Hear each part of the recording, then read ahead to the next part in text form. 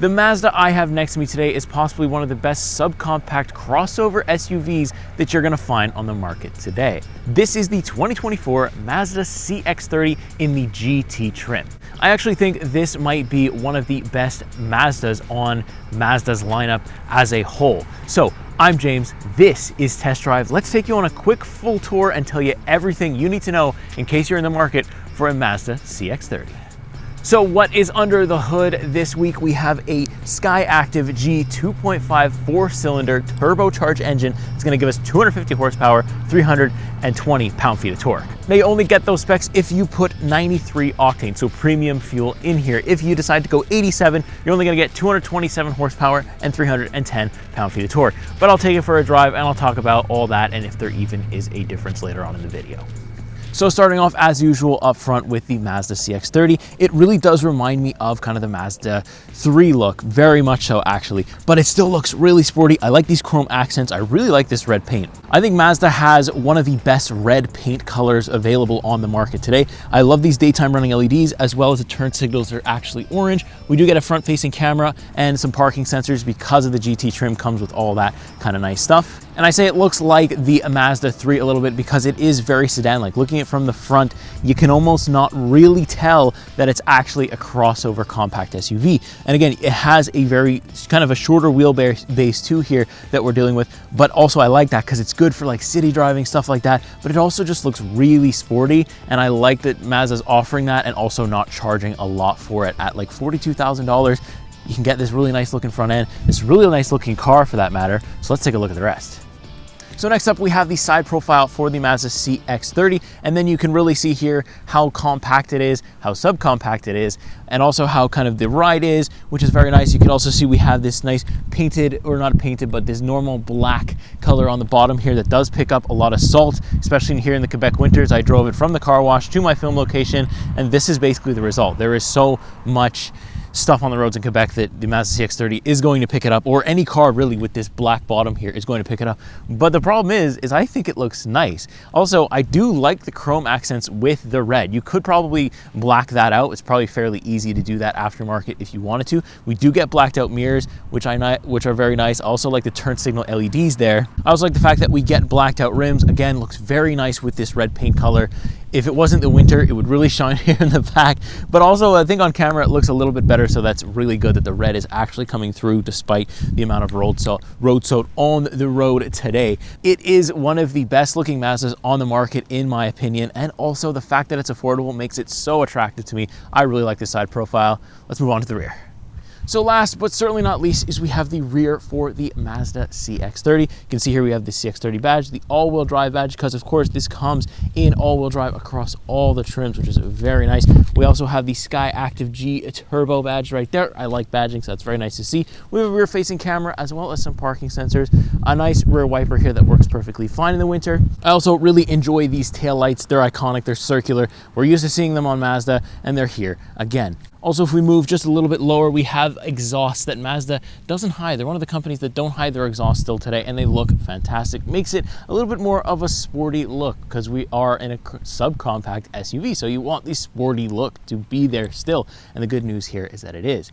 Now, the funny thing is about Mazda is the design overall hasn't changed. This I'm talking about from 2021. I happened to pass by a dealership, saw a 2021 for sale, decided to just go take a quick walk around it, and I found that there really is no noticeable difference on the interior. Maybe I have a little bit of like a chrome piece here or a chrome piece there, but overall there really isn't that much of a difference. So it's really good to note that if you're looking for a CX-30, the design from 21 all the way to 24, there really isn't that much of a difference. So that's really, really good news. And I'm actually glad that Mazda's done that. They didn't really completely redesign things, and it makes the old ones look really old. The old ones still look pretty recent, and that's nice. We also have a automatic tailgate, which again, for the value is a very good price. Takes a second, opens up no problem.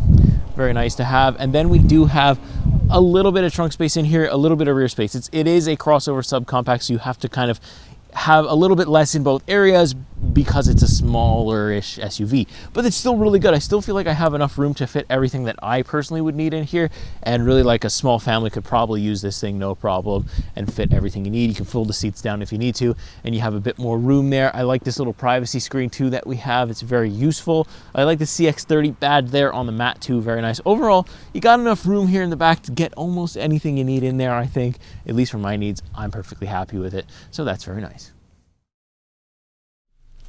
Okay, so now I'm sitting in the back seat for the Mazda CX-30, and I've got just about enough room back here that it's not completely terrible. I think I've had other subcompact SUVs that are a little bit bigger, that you get a little bit more room, but one of the highlights is the fact that we get the red exterior with this nice white interior. Never did I think a Mazda would offer that, and I'm really glad that they have here. It really makes things a little bit more luxurious. We also have some brown leather trim on the door. Again, this isn't a boring interior, which is fantastic to say considering the price of the vehicle. That is really what I'm basing things off of. So just in terms of room, I am kind of touching the roof with my hair, not really my head. I'm about 5'11". I am kind of pushing into the back of the rear seat, even knowing I moved it forward. So it is on the cramped side in here, but otherwise, other than that, it is really comfortable actually. Like, I don't really have any problems sitting back here. Like, I'm not completely uncomfortable. I just don't think I would do it for very long because I'm not a short person and I don't really fit in these places too well, but still, you could if you needed to, and I think that's the good thing about it. We also have this little thing that's going to fold down, give you a cup holder. It's also white, no problem. That's the thing with subcompact SUVs. You got to trade a little trunk space, trade a little rear space for a smaller kind of car that's easier to get in and out of tight spaces with. But the fact that it has white seats and it's really not a boring interior, it really does make it doable. So let's hop up front, check out some of the features up there. So now we're on the inside for the Mazda CX-30, and I can say from the driver's seat, I have a lot more room up here, naturally. But a lot of the Mazda stuff that I've shown you, so I've shown you about 2 Mazdas so far, this will be the 3rd one. Basically, the interiors are all the same. I've got a good mix of digital and analog. I still like it on the first Mazda I ever drove. I like it on this one. That hasn't changed, which is really nice. It's got everything you need in it. It's got, digital speed, but you can have like a classic look if you want to as well, which is very nice. I do have a heads-up display, which I've had on all the other Mazdas as well. I've got memory seatings. I've got 360-degree camera. I've got a Bose sound system, and I have got the automatic trunk button and stuff like that on my left-hand side. So really, I'm fully loaded. Like, it's really, really fully loaded just in the GT trim. You can go up to the Suna and get just a little bit more, but honestly, this is the value one. This is the one that I think I would go with. I also have a nice heated steering button, heated seats as well. The only thing that we're missing is ventilation. Personally, I don't need it. I think the summers are a lot easier to manage when you don't have ventilation, whereas the winter, it is brutal without heated seats. I also have that same touchscreen that I have, and again, when you look at 2021 versus 24, I think our touchscreen here on the 24 is slightly bigger than the 21, but really no change here. We get this nice brown leather that comes all the way around the touchscreen. We also get it on the doors. It's very nice all here. This part here is all brown, very nice, black, brown, and white. Didn't think it was a combination that I would like, but it really is. I also get wireless CarPlay, wireless Android Auto, as well as wired. I use the wired version, it's just better for me. Nice HVAC controls, dual zone automatic climate control, that's all there. I also have a wireless charging pad right in front of me, 2 cup holders, a classic shifter, again, basically the same shifter that I've seen on every single Mazda that I've driven. I do have a sport mode or not, it's a sport mode on or off button basically. Then you have the knob that controls the touchscreen, or it's not really a touchscreen, it's more just a screen, but the knob controls it. I like the knob, I've used it 2 times already. I really don't have any big complaints about it. I prefer to have both, would be nice, but at least it's not a touchpad, and I'll take that. I'll take the knob over any touchpad any day of the week. I don't have a digital rear view mirror, anything like that, so that's pretty standard, but still perfectly fine. Also have a nice center console storage, a little bit bigger here. It slides back and forth, which is nice. 2 USB-C ports in there. There's no USB normal in the car, so you got to upgrade your stuff if you're only using USB normal, so you got to make sure you do that. I like the look of the white seats. I like the look of like the headrest. It's very modern, looks very good as well, but again, no change from 21, so that's very interesting to note. And I love that fact, because you can get this car for even cheaper if you really want to get into CX-30. Very nice. I got basic steering wheel controls, I've got adaptive cruise control, stuff like that, my media controls. Steering wheel feels nice in the hands, and yeah, there you go. I mean, there isn't a lot to go over with the CX-30. It does shine though when you actually take it for a drive, so let's do that.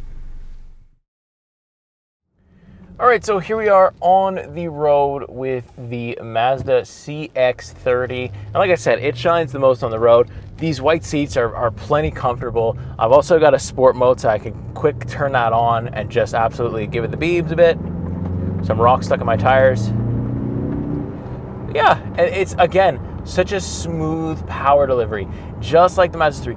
It feels really nimble while also being a compact crossover SUV, which I really like the feel of that. I really like the fact that I could just kind of give it the beebs, and I don't need to go anywhere all that quickly, but it's just very, very smooth. And even when the sport mode is off and you kind of give it the beams, it kind of does adjust for it, and it's very fast. The stiffness of the steering is stiff just in general, just in the normal mode. So if you like a stiffer steering wheel, I found the CX-50 had that too.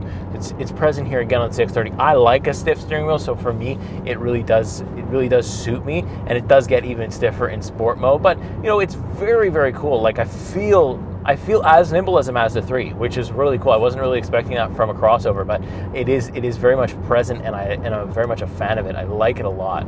Now, it is quite a windy day, and I will tell you that if you're in an area with extreme winds, it is going to push the front end of the car around a lot. My front end is moving around quite a bit, because I don't think this is a very beefy, very heavy SUV, so you do get moved around quite a bit here in the open roads. Whoa. But it's completely fine. Like, it doesn't push me off the road. Just notice the input in the steering wheel a little bit. But yeah, I think I could really do a road trip in here, no problem. Like, I'm so comfortable here. Everything's so easy to use, and I think that's a huge plus for the Mazda CX-30. And it's just a plus for Mazda in general because they're not really switching up their interiors very much. That is the lane keep assist going off. So if the wind pushes you a little bit to the side and you go over, you're gonna have that noise. I keep it on just because, why not? But you can turn it off if you want to, no problem. But yeah, I really like the way that they don't change their interiors. Some people might find that boring. I don't really. I think that if you know how to use one Mazda interior, you know how to use the rest of them. And if you like them, then you stick with it. You stick with Mazda, and it's always the same stuff. And it doesn't make the older models feel outdated, which a lot of manufacturers lately, they just completely redesign everything, and then it's like, oh God, I gotta get another one. Mazda's not really doing that, and I like that. Now, in terms of fuel economy, I'm around the 10.2 liters per 100 kilometers, mostly city driving for me this week. Not a lot of highways so far, but still, that's pretty good from a subcompact crossover SUV. You don't have to put the premium fuel in because honestly, I don't notice a difference. Now this week, I've been able to also drive this car in some tight spaces, some nice street parking, some nice little areas that, oof, maybe you don't want to take a full-size SUV in. This thing handled it no problem. I could fit anywhere. I was as small as everybody else, and I really like that. I just really like how it enables me and my family just to get around and do whatever I need to do. It's a great daily driver, really good. All the Mazdas are. The CX-30 is no exception. So I think I've about said and covered everything possibly you could cover for the Mazda CX-30. There's a small vehicle, there's not a lot of features in here, but it has all the key features that anybody could ever want or need out of a subcompact SUV, and that is the selling point. That is the greatest point, and it's for a really great price, especially nowadays. I know I'm saying $42,000 is a reasonable price, but anything lower than that, you're not getting as much features. And I mean, you can get the Mazda CX-30 for lower than that. You can get it, but I'm just saying my trim is $42,000, and I think that's a fair price. I think it's worth it. I think, you know, obviously things are going to be expensive across the board, but I like this car quite a lot for just what it's meant to do. Be a daily driver and get you from A to B while in somewhat luxury, because you don't feel like you're compromised at all. And I really like that. It's hard to say bad things about it. You know, it's really hard to find something bad because it really is just a great commuter, great consumer car. And Mazda hit again the nail right on the head with the subcompact crossover market. If you liked the video, make sure you go and watch another one. You can watch any one of our plenty of videos coming out weekly here on PRN Test Drive. We have a bunch of different hosts, a bunch of different opinions, and a bunch of different cars for you to check out. That's the way you can help us out, by watching more of our content. That way YouTube recommends it way more. If you like the video, make sure you leave a like, leave a comment on what you think about the Mazda CX-30. Do you like it? Do you prefer some of its competitors possibly? I'll leave it there. I'll see you in the next week. See you in the next video. Take care.